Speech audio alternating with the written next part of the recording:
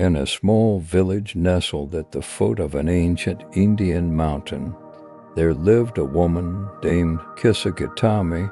She led a simple life with her husband, and tending their small farm and raising their only son, their hope, their joy, their very reason for living. But one fateful afternoon, her little boy fell ill and passed away in her arms. The pain was unbearable. Kisa, overwhelmed by grief, clung to her child's lifeless body and ran through the village, crying and pleading, "Please, someone help me. There must be a medicine that can bring my son back to life." The villagers looked at her with sorrowful eyes. Some urged her to accept reality. Others simply turned away in silence. But Kisa would not stop. Her voice grew hoarse, eyes swollen from tears, but her heart refused to let go. At last, an old man, moved by compassion, said softly, "Go and see the Buddha. Perhaps he can help you." With a flicker of hope, Kisa ran to the place where the Buddha was teaching. She fell at his feet and cried out, "Blessed One, please save my son. I know you have great wisdom and power. Please don't let him die." The Buddha gazed at her for a long moment. His eyes held no pity, only a deep and serene understanding. Then he said gently, "I can help you, Kisa Gotami, but first bring me a handful of mustard seeds from any home in the village. The only condition is that no one in that household must have ever died." Kisa's heart lifted. She hurried off, still clutching her child, knocking on door after door. "Please, give me some mustard seed so the Buddha can save my son." Everyone was willing until she mentioned a condition. One woman said quietly, "I can give you mustard seeds, dear, but my husband passed away last year." Another said, "I would gladly help, but my mother died long ago." Everywhere she went, the answer was the same. In every home, someone had died. By evening, exhausted and trembling, Kisa sat down beside the road. The village lights flickered in the distance.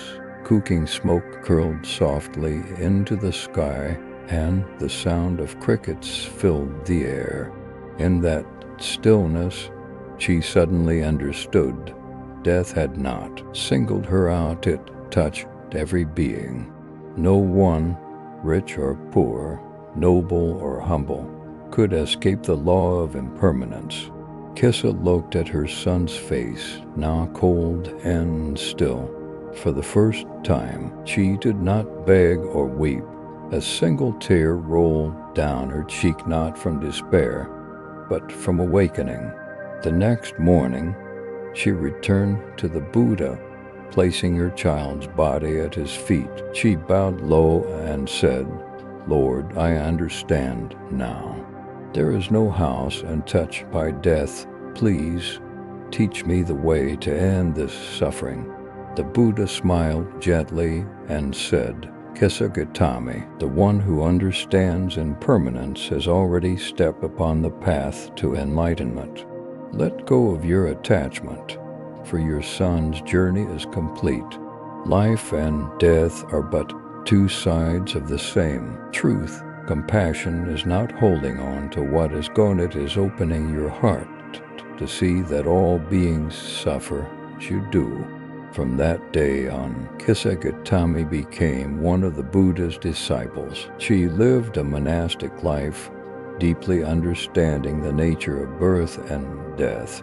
Whenever she met someone broken by loss, she told her story not to mourn, but to plant the seeds of wisdom and compassion. For over 2,000 years, her story has echoed like a bell of awakening. Pain, when we are in it, feels like the whole world. Yet through the eyes of wisdom, We see it as only one small wave in the vast ocean of life. The Buddha did not take away Kisa's pain, he let her walk through it, so she could see the truth for herself, that all things arise and pass away, like a river forever flowing. True compassion is not rescuing, it is understanding. True wisdom is not cold, it is the light that shows us how to love without attachment. We often think compassion is weakness, that to feel deeply is to suffer more. But the Buddha taught that real compassion is love guided by wisdom. It does not drown in pain, but sees clearly the roots of suffering and therefore knows how to heal it. Like Kisa, when we cling, we only have tears, but when we release, we have light. That is the journey of every human being. When we cling to anything, people, possessions, status, memories, we suffer. But if we dare to face impermanence, we realize that nothing truly dies. Form changes, energy transforms, and life continues in another way. A flower withers, but the earth receives it, giving rise to a new spring. A loved one passes, but their love remains within us in our actions, our breath, our gratitude. This is how the universe teaches compassion, not to hold on, but to let go with understanding, not to resist, but to open and learn. When we understand this, our hearts soften. We stop asking, "Why did this happen to me?" and begin to ask, "What is this trying to teach me?" Then pain is no longer a burden, it becomes a doorway to wisdom.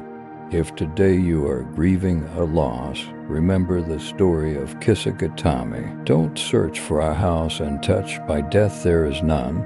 Instead, seek the home of peace within your own heart, where the truth of impermanence resides and love flows freely without attachment. Compassion will not erase your pain, but it will turn pain into a path.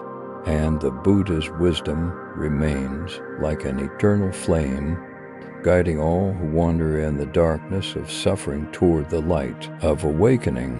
As the Buddha said, there is no path to peace, peace is the path. And through compassion, the door to wisdom opens in each of us.